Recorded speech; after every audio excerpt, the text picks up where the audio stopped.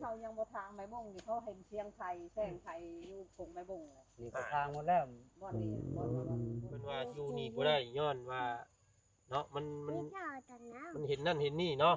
แล้วก็ประกอบกับลูกเต้าเสียชีวิตอยู่นี่แน่ก็เลยพากันยับขึ้นไปใกล้หมู่พุ่นพี่ ดอกก็บ่ได้หลาย เอาลองมึงเอาจับที่ว่าได้ปึ๊บ บ่ได้ อยากเป็นยังอ่ะ ก็อยากเป็นหมอแต่เฮาแบบว่าเฮาคิดอยากเป็นหมอแต่คิดแบบนึงน่ะย่าน เป็นหมอแล้วล่ะแบบว่าปาดหรือฟังเฮ็ดหยังเข็มหยัง ย่าน ฟังเข็มแล้วย่าน เค็ม โดย พี่น้องเนาะตัดซองมาอีกบานี้ก็แปลกหูแปลกตาเนี่ยเด้อเนาะ อยู่ทางบ้านน้องต้นกะเนาะว่าทาง FC ปาลุงยังสิจื้อสิจำชื่อน้องเพิ่นได้หรือบ่เนาะน้องต้นกะซั่นซะเนาะหรือว่าชื่อเพิ่นก็ชื่อน้องแล้วนั่นแหละพี่น้อยเนาะแต่ว่าชื่อน้องแล้วแล้วมีแต่แนวเจ็บแนวเป็นพี่น้อยเนาะคนที่พาไปโรงแพทย์โรงหมอได้รอบก่อนแหละพี่น้อยเนาะก็เลยได้เปลี่ยนชื่อเสียงเรียงนามให้น้องเพิ่นใหม่ว่าซั่นซะเนาะให้เปลี่ยนชื่อว่าน้องต้นกล้าเนาะทางปาลุง FC เพิ่นเนาะเขามาแวะมาเวียนเยี่ยมยามทำข่าวน้องเพิ่นเนาะทางลุงจันทร์ก็มีข่าวของมามอบให้ทางน้องเพิ่นพี่น้อยเนาะมื้อนี้เนาะเป็นทุนการทำการเรียนเนาะโอ้ให้น้องเพิ่นมีกำลังใจต่อสู้ไปใน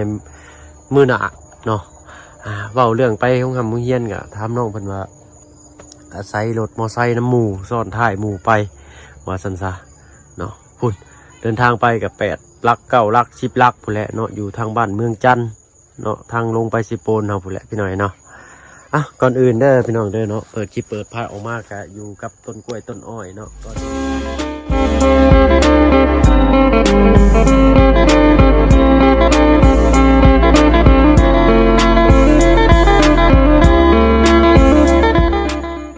กับทักทายเนาะกับทักทายสบายดีผู้ใหญ่จะดีแล้วก็ FC เบิร์ดทุกท่านที่เข้ามาหาประชมช่อง YouTube ป่าเพิ่งเคยหลายคือเก่าบอกว่าฝั่งไทยฝั่งลาวและก็ทั้งฝั่งต่างประเทศก็ยินดีต้อนรับมาสู่ช่อง YouTube ป่าเพิ่งเคยหลายคือเก่าคือเดิมพี่หน่อยเนาะจะหน่อยสิพาเขาไปถามข่าวเรื่องราวชีวิตของนนต้นกล้าในหลังจากที่ทรงหักษาเนาะผ่านมือแพทย์มือหมอมาแล้วเป็นแนวใดพี่หน่อยเนาะรอบก่อนนั้นน้องเพิ่นก็ยังย่างบ่ได้เนาะมารอบนี้ย่างได้ไปโรงเรียนเนาะถามความรู้สึกน้องเพิ่นก่อนเนาะไปโรงเรียนแล้วหมู่คู่เนาะเป็นแนวใดว่าสั่นซะปึ๊บว้ายเอาหัวไปชนต้นกล้วยแล้วซ้ำพี่หน่อยเนาะ กล้วยเพิ่นนี่ก็วีงามพี่หน่อยเนาะจะกล้วยอีสังอันนี้ก็ได้เนาะหักหอมเนาะจะคล้ายๆกล้วยง่าวนั่นแหละนะกล้วยนะเฮงคักอ่ะนะเคยเอามากินเนี่ยพี่หน่อยเนาะทางประตูเพิ่นเอาให้คนละเครือเนาะชามนี้กำลังใหญ่เลยพี่หน่อยใหญ่เลยเจ้าหน่อยก็แก่แล้วก็สุกเพิ่นเนาะพี่หน่อยเนาะเลี้ยวมาเห็นต้นมะไข่เนาะต้นมะไข่เดี๋ยวพี่น้องเดินเนาะบ่ฮู้ทางฝั่งไทยมันต้นยังเนาะคอมเมนต์กันมาแน่พี่หน่อยเนาะทางบ่เพิ่งบ่ฮู้อีหลีเนาะมากอันนี้นะผลไม้อันนี้เนาะเพราะว่าบ่ค่อยเห็นเพิ่นขายเนาะทางฝั่งไทยเพิ่นบ่ค่อยเห็นเพิ่นขายหรือว่าในบ้านเฮือนบ่ค่อยเห็นเนาะเพิ่นบ่นิยมกินกันบ่หมากอันนี้นั่นจะเพิ่นเอิ้นหมากหยังเนาะคอมเมนต์มาบอกทางบ่เพิ่งแน่พี่หน่อยเนาะจะหน่อยเข้าไปยินยามทำข่าวทางน้องต้นกล้าบ่เพิ่งมามื้อนี้กับบ่มีหยังมาฝากมาต้อนน้องเพิ่นพี่หน่อยเนาะฝนฟ้าไหลก้นมายันเข่าน้องเพิ่นเปียกก็เลยรีบพากันแล่นเข้ามา3 กก 3 เคยคือเก่าพี่หน่อยเนาะพุ่นละทางมาบุญก็นั่งท่านั่งคอยอยู่ไก่รถไก่ล่างพุ่นละพี่หน่อยเนาะยันเล็กๆเล็กน้อยเอานั่นนี่มาขีดขวดชี้รถเนาะมันหลายมันยังมากก็เสียดายเลยพี่หน่อยเนาะเผื่อสิหามาได้รถก็ได้เนาะถ้าฟังความคิดความอ่านจากน้องต้นกล้าเพิ่นพี่น้อยเนาะรอถ่าทางลุงมันจักหน่อยกันพี่น้อยนะพี่น้องเนาะใส่ไม้ข่อยบ่ได้บ่จักอันนี้เนาะโลได้อยู่แล้วเนาะพี่น้องเนาะได้ยินอยู่พี่น้องเนาะไม่อยากคัดของหน่อยหนึ่งป้าโตเนาะกองจูนพูนบาทนี่เนาะสบายดีเจ้าโดยเนาะทางพ่อตู้เลยทางน้องต้นกล้าทางอายะน้ำเนาะโดยอยู่ดีมีแห้งนะแม่เนาะเอาได้ยังกินแรงมื้อนี้เนาะยังเนาะแกงหน่อไม้ เนาะนี่แหละพอดีเลยทั้งลุงเพิ่นได้ข้าวของมามอบให้ว่าซั่นซะประเด็นหลักๆก็คือเขามาเยี่ยมยามตามข่าวทั้งน้องต้นกล้าเพิ่นพี่น้อยเนาะหลังจากที่รักษาขออนุญาตติดไมค์ก่อนครับหลังจากที่รักษานำมือแพทย์มือหมอเพิ่นแล้วเป็นจั่งใดน้องล่ะอาการแข้งขาของ โด มื้อย นี้ ก็ขอบใจแพทย์ทั้งหมอแบบว่ามันดีขึ้นหลาย ดีขึ้นหลาย โดยแบบว่าเฮาบ่คิดเลยว่ามันสิดีประมาณปานนี้ โดยเนาะดีอกดีใจนำน้องเพิ่นพี่น้อยเนาะตอนเมื่อก่อนนี้ตอนเข้าโรงเรียนนี่น้องเป็นหรือยัง ตอนเข้าโรงเรียนตอนนั้นแบบ แม่นจ้ะ ก็บ่ได้เป็นหยัง พอเฮาไปเฮารักษาแล้วเฮาไปโรงเรียนนี่สิหมู่ถามบ่ ก็เขาถาม เพิ่นทั้งหมู่ถามว่าแนวใด ถามว่าเป็นหยังคือบ่เห็นเขาไปจุดซื่อนั่น อืม คือบ่เห็นเป็นหยัง ทั้งน้องก็บอกหมู่ครูแนวใดบัด ก็บอกว่าค่อยว่าเขาบอกว่าค่อยบ่สบายเป็นรอย ทั้งหมู่เพิ่นก็มีปฏิกิริยาแนวใด ก็เขาก็แบบว่าดีใจนำกับเฮาเพราะว่าเฮาดีขึ้น ที่ว่าเฮาดีขึ้นเนาะ โดย หมู่ก็สิโอ้ ก็เห็นในคลิปในภาพก็บ่อยากเชื่อว่าสิเศร้าสิมีบ่คำเว้าคำจาแบบนี้มีบ่ ก็มีแหละ เนาะไผก็สิบ่อยากเชื่อพี่น้อยเนาะเพราะว่าโลกนี้นี่บ่ค่อยเห็นคนรักษา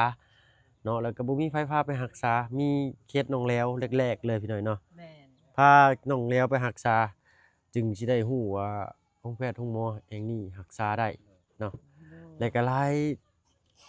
บ่อนหลายแห่งพากันมารักษาบัดนี้เนาะเป็นอะไรจื้ออ้ายได้อยู่บ่ ชื่อ เนาะอ้ายชื่อว่าแนวใด เคยลาบ บ่เพิ่งเคยล่ะเนาะ เพิ่งเคยลาบ เดยเนาะเอาลองยืนให้อันป้าลุงเพิ่นเบิ่งอยู่เนาะใส่เกือบลงมาย่างอยู่ลุมพี่ก็ได้มา มันลุกยังกัด เนาะ ยังแบบว่าคอยเป็นคอยไปกายภาพยามมื้อเช้าตื่นเช้าๆมาย่างอาบหมอกก็ดีหน่อยเนาะ เตะต่อแล้ว เตะต่อแหละ โดย ค่อยๆเด้อเนาะเตะต่อก็เป็นใช้คือเห็นหมักต่อที่นี่ชูกับลุงค่อยได้อยู่บ่นี่เนาะหั่นแต่ก็เอามาลองเบิ่งอยู่เดาะได้บ่ ก็ได้อยู่ ได้อยู่เนาะเอา โดย ให้น้องเพิ่นลองให้เบิ่งก่อนผู้ใดตะก้อเจ้าพุ่นเนาะ ตะกร้อหลาน โเพิ่นมักตะก้อได้ แต่ว่าตะก้อเพิ่นแตกแล้วเนาะ ก็หลานดิน ร้านเล่น โดย เดาะได้จักที ดอกก็บ่ได้หลาย เอาลองเบิ่งเอา เพราะว่า จำที่ เขาเป็น ว่าได้ปึ๊บ บ่ได้ ก็แปลว่า มันเป็นรอ ยั ย งอยากคัดอยู่เนาะลุงเนาะตามเบิ่งกันนะเนาะพอแล้วเนาะเนาะจนนั้นมันเสียนั่นเนาะคอยย่างด้วยตนเองนี่ก็แบบว่ากายกรรมกายภาพไปในแบบในชีวิตประจำวันเนาะแหละเนาะการไปโรงเรียนก็พยายามออกกำลังกายยืดเส้นยืดสาย โดย แต่ว่าบ่ให้ฮักโฮมบ่พาให้เล่นตะกร้อนักๆเนาะ โดย ยันแบบว่ามันพลิกล็อกหยังหั้นนะแบบว่ามันสิเจ็บเนาะยันมันเป็นเจ็บเส้นเจ็บหยังหั้นนะน้องเนาะ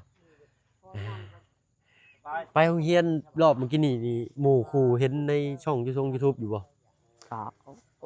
คนบางคนก็เบิ่งคนบางคนก็บ่ได้เบิ่ง เพิ่นก็ถามอยู่บ่ถามเกี่ยวกับพวกอ้ายบ่ โดยก็ถามอยู่เพราะว่าเขาถามว่าแบบว่าเขาแบบว่าเขาเห็นเจ้าได้จังใดเพราะว่าเขาก็บ่ฮู้คือกันเขาถามว่าเห็นเจ้าได้จังใดจึงไปรักษามันนั่น อ๋ออันทางหมู่ครูถามว่าพวกอ้ายนี่เห็นน้องได้จังได โดย เมื่อก่อนพี่หน่อยเนาะเป็นบ้านไผก่อนหลังนะ บ้านน้องน้ำ อ๋อบ้านน้องน้ำเคยซอยบ้านหลังนั้น แต่ตอนนั้นเจ้าก็ยังบ่ได้เป็นหยังเนาะ โดย แต่ยังน้อยๆอยู่เนาะแล้วก็ทางทีมงานเขามาหาทางน้องน้ำแล้วพอดีมาพ่อน้องเพิ่นเนาะว่าง่ายบุญสอดกอดเกี่ยวมาหากันอีกคือเก่าว่าซั่นซะพี่น้อยเนาะบ่เพิ่งก็บ่ฮู้เนาะบ่เคยฮู้น้องเพิ่นเลยมีแต่ทางลุงทางบ่บุญสารวัตรเพิ่นพาเขามาก็เลยได้พบได้พ่อกับน้องเพิ่น โอ้ยบ่กล้าสิต้นกาสิได้ไปเรียนเนาะเพิ่นเป็นเสียเป็นรอย ดีใจบ่น้อง ดีใจ ตั้งใจเรียนเด้อบัดนี้เด้อ โดย เนาะอนาคตอยากเป็นหยังอะ ก็อยากเป็นหมอแต่เฮาแบบว่าเฮาคิดอยากเป็นหมอแต่คิดแบบหนึงน่ะย่าน ย่าน โดย ย่านแนวใดความย่านนี่ แบบว่าย่านแบบว่า ถ้าเป็นแบบว่าย่านเป็นหมอแล้วล่ะ แบบว่าปาดหรือฟังเฮ็ดหยังเข็มหยัง ย่าน ฟังเข็มแล้วย่าน ย่านเค็ม โดย เนาะเนาะเนาะเพราะว่าเฮามักในจุดนั้นเนาะเฮาไปฮอดจุดนั้นแล้วการย่านมันสิหายไปเนาะ โดย แรกๆเลยก็คือตั้งใจหำเฮียนเนาะเขียนชื่อตัวเองได้เนาะ โดยก็ได้ ห้องใดเลยน้องชั้นใดแหละ มหนึ่ง ม.1 ก็ประมาณ14 15บ่เนาะป.6บัดอยู่กรุงเทพไปฝั่งไทยกันเนาะม.1 หรือป.6นี่แหละเนาะเพิ่นน้องเพิ่นก็สูงได้160 70เบิ่ง โอ้ชนกันบ่เป็นหยังเนาะเบิ่งสิเทียบกันให้เบิ่งพี่หน่อยเนาะจักเห็นหรือบ่เนาะน้องมันสิสูงกว่าบ่เพิ่งหน่อยนึงแต่ว่า67ทางอ้ายสูง165 66นี่แหละเนาะก็สิซ้ำๆกันเนาะน้องเพิ่นสิสูงกว่าหน่อยนึงเนาะอาจจะน้องเพิ่นเนี้ยอายุ14นี่ยังสิมีโอกาสเติบโตและใหญ่สูงกว่านี้อีกได้พี่น้องเนาะเพราะว่าคนเฮานี่เพิ่นทางกันฝั่งไทยเพิ่นวิจัยออกมาว่าอายุ16หรือ17นี่ความสูงความใหญ่สิเบิดเนาะช่วงนี้ก็พยายามกินข้าวอาหารปลาปิ้งให้มันครบหมู่เนาะ โดย แล้วก็ออกกำลังกายอย่างสม่ำเสมอตอนเช้าๆนี่สำคัญหน่อยเนาะ โดย ออกอาบหมอกว่าซั่นซะอาบน้ำหมอกยามมื้อเช้านี่เมื่อก่อนเนาะสมัยอันพุ่นแหละรุ่นพ่อรุ่นแม่อ้ายก็ลูกน้อยนี่สิออกมาตากหมอกให้แข้งขาให้มันย่างได้ไวเพิ่นว่าเนาะอันนี้ก็เป็นความเชื่อหรือจังใดพี่น้อยเนาะคอมเมนต์มาเบิ่งเนาะอ้าวคือว่าได้ยินทางข่าวทางนุ่มจันทร์ว่าสิให้เจ้าพาไปเจ้าก็ ไปปีเฮียน หึ พาไปเฮียน ไปเฮียน โดยพาไปเฮียนอยู่ตัวเมือง อืม อ่า ชมดินเอาไปชมดินก่อนสั่นพี่หน่อยเนาะจังว่ากันเนาะ สบายดีป้าลุงอีกรอบนึงนะ สบายดีเลยพี่น้องเนาะสิพาไปเลาะเบิ่งนำกันเลยเนาะ เห็นเพิ่นเลาะตะก้อก็ได้เมื่อกี้นี่เนาะ เลย เลาะให้เราเบาเบิ่งอีกโยบาทนึง เอา แข็งแห้งซำใดพี่น้องเอ้ยเด้อ ปั๊บเนาะถ้าว่าเมืองก่อนนี่คือสิเก่งกว่านี้อยู่เนาะเอา แต่ว่าป้าลุงเพิ่นสังเกตเห็นน้องเพิ่นน่ะแยกเบื้องหนึงอยู่เนาะ โดย แต่ยังแบบบ่เบิ่งครัวเนี่ยยังย่างบ่คุ้งตีนปานใดว่าซั่น เนาะลองย่างเบิ่งใหม่อยู่น้อง ลองยกย่าง ค่อยๆย่างแบบซ่า เห็นบ่ ๆ เบิ่งครัวแล้วนี่อยาก อยากเส้นยังอยากยึดอยู่เนาะ แต่ว่าอันว่าส่วนเท้ายังบ่คุ้งดินไปได้อยู่นะแต่ว่าก็โอเคแล้วนี่ก็ได้เนาะน้องเนาะ โดย แต่น้องเพิ่นเป็นคนสูงพี่น้องอีกก็ได้อยากโยกเยกนิดนึง โดย เนาะอันนี้หาก็14ปี18 19นี่โหโธ่แงนคอเบิ่งแล้วได้สิข่อยเนาะ ลืมเลยมาบัดนี้เนาะ เว้ย ลืมน้องเลยน้องคือสิบ่ลืมชุมอ้ายดอกเพราะว่าชุมอ้ายยังชำเก่า นี่คือเข้าไปในมือบ่ เนาะ ไปบ่อะไรกันทาง โดย ผู้แลพี่น้องเลยเข้าไปเบิ่งไปเนาะ โดย ตามไปเบิ่งกันไป โดย ไปย่างก่อนเนาะ เจ้า อยากแทนได้ข่อย ฉันเต้น พี่น้องเนาะพาพี่น้องเนาะเบิ่งดินของพ่อตู้มีเพิ่นว่าซั่นเนาะ คือมาอยู่เลิกแท้นี่เนาะเนาะไป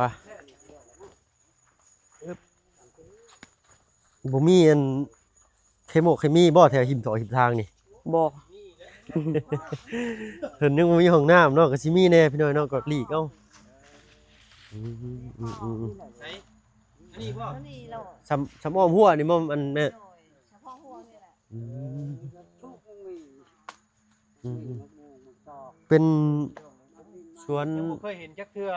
ผลไม้หักรากไม้สำอ้อมหัวอ้อมไว้นี่พี่น้อยเนาะ เป็นยังชุมเจ้าคือบ่ปลุกเพื่อนอยู่นี่ซะแม่ ตะกี้ปุ๊กอยู่นี่ค่ะ พอนี่ตายลูก แม่คนนี้ตาย มาที่มาอยู่นำในตู้เหรอ แต่ว่าพอเลยพอดินเขาอยู่เพราะว่ากัน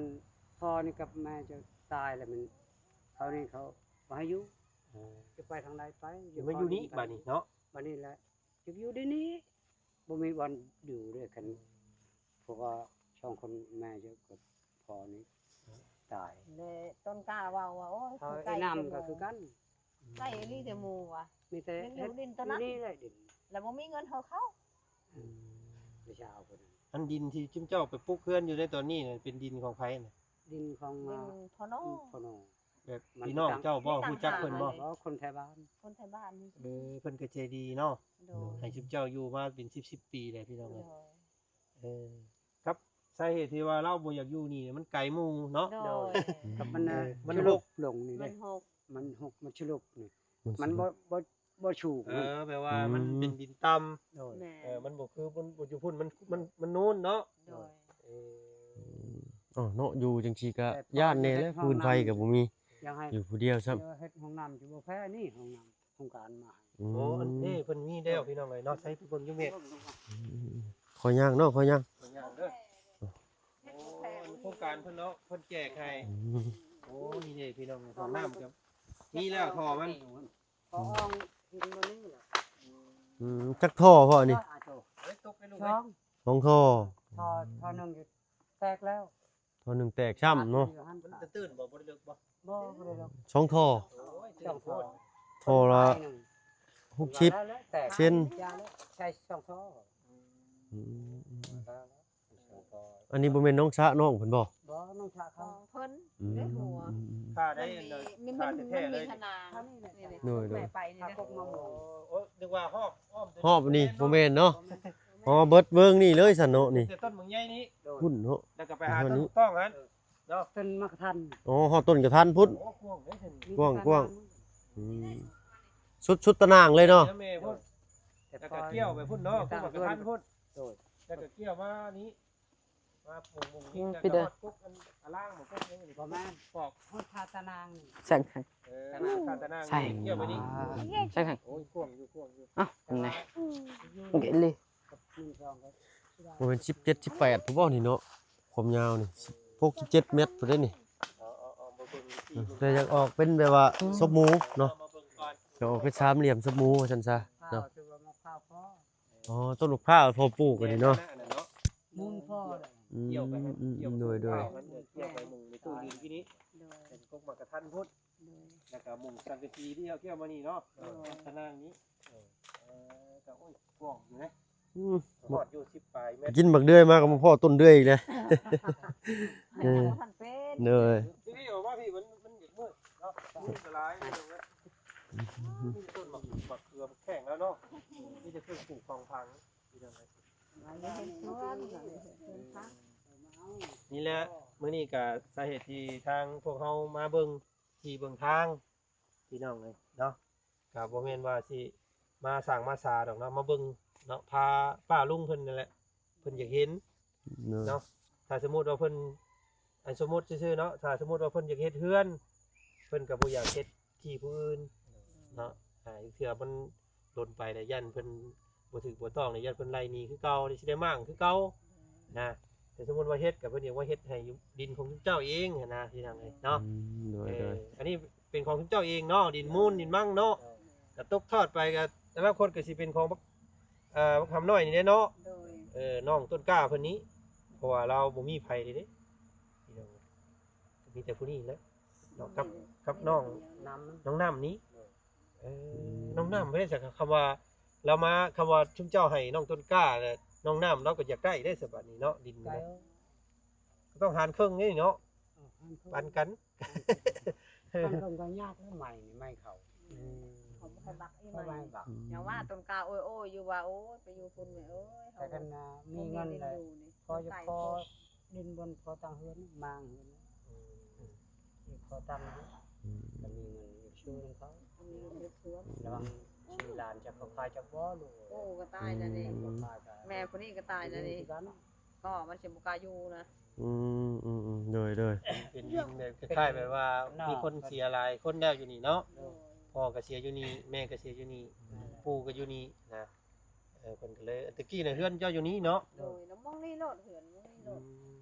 ว่าง่ายๆอยู่ตารางเฮือนอันนี้ตะกี้ก็อยากอุปกเฮือเนี่ย เพิ่นใช้บ้านเพิ่นไอ้ต้นบ่กล้าอยู่เด้ และอยู่โชคดี สองคน และอ เสีย ยู่ หม โช ด คดีเขาบุมุน ว่าง่ายๆก็ภาษาบ้านเฮาเพิ่นสิเอิ้นว่าอยู่ทับทางผีเนาะมันบ่ดีมันเฮ็ดให้ลมหายแต่จาก โดย เราก็เลยยับขึ้นพุทธ ก็เลยขอส้นขอเช้าน้ำเพิ่นเนาะ คันเวลาฝนตกนี่น้ำออกได้อยู่คุณน้ำออก เป็นหูพญานาคจักซี่เนาะพวกแต่ญาติพี่น้องเอ้ย ว่าขอโทษ เมื่อกี้เขายังบ่ทางไม้บ่งนี่เขาเห็นเชียงไทยแซงไทยอยู่ผงไม้บ่งเลย นี่ก็ทางหมดแล้ว บ่อนนี่บ่อนทัว นี่ก็ไม่บงเลยเนาะ โอ้มีแต่กกไม่บุก มันมี บ้าน น้ำ หัน ได้ โอ้มีแต่กอไม่ ไม่ บุก บนแห้งแล้วมีน้ำ ย่อย นี่ มัน คือ สิบ่ไปอยู่เลยลูก ที่ประตูเพิ่นสิยกไม้เห็นนี่คือเพิ่นว่าอยู่นี่บ่ได้ย้อนว่าเนาะมันเห็นนั่นเห็นนี่เนาะ แม่ แล้วก็ประกอบกับลูกเต้าเสียชีวิตอยู่นี่แน่ก็เลย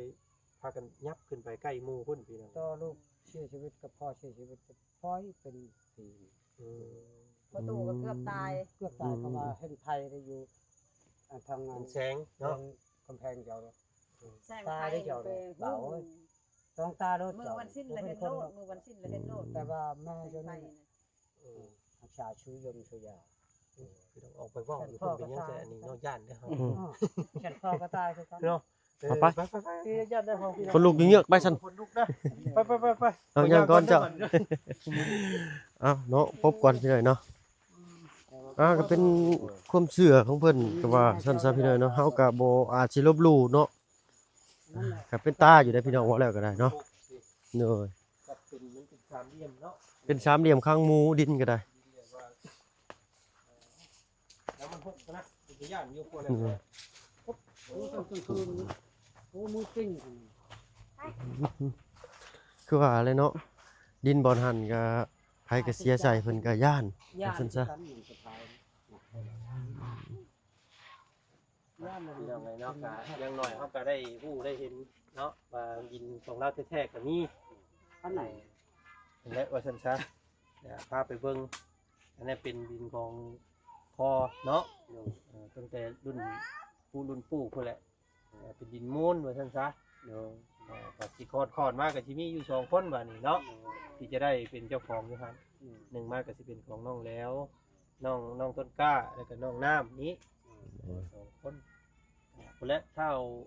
สายผ้าหน้าปีไปพุ่นแล้วถ้ามันเจริญไปหน้าก็สิเป็นเนาะทั้งปีทั้งทางเพิ่นก็สิไปทางอื่นนั่นแหละ บ่มีบ่อนอยู่แล้วบัดนี้เนาะมันแปลนเบิดล่ะเอ้าซั่นทางว่าเพิ่นก็สิขอตัวลำลาก่อนเนาะสำหรับคลิปนี้ก็ได้เอาไปทางอื่นก่อนเด้อซะน้องเด้อเนาะมื้อหน้ามื้อใดสิเข้ามาเยี่ยมยามใหม่เด้อ ตัว เนาะเอาตั้งใจเอาหำเฮียนเด้อเนาะเอาสบายดีจ้ะ สบายดี เขาหมักระเบิดคืนออกมาเอาเนาะโดยสบายดีเท่าไหร่ก็เนาะ ไปพี่น้องเนาะ ไปพี่น้องเนาะให้ทางลุงเพิ่นถามตื่มอีกเนาะว่าแล้วเรื่องเรานี่ก็ชวนให้คนคิงลุกอยู่นะจังได๋เนาะอ้าวเนาะเฮาก็บ่ได้อยู่ในเหตุการณ์ก็จักสิแนวใดแต่ก็มีความรู้สึกว่าคนคิงลุกก็ซื่อดอกพี่น้องเนาะก็จักสิว่าเชื่อหรือบ่เชื่อก็ใช้วิจารณญาณในการรับชมว่าซั่นซะเนาะสำหรับคลิปนี้ถ้าว่าเพิ่นก็ขอตัวลำลาก่อนพี่น้องเนาะพบพรจิบหน้ากันแล้วกันเนาะสำหรับคลิปนี้ลาแล้วเนาะสบายดีเจ้า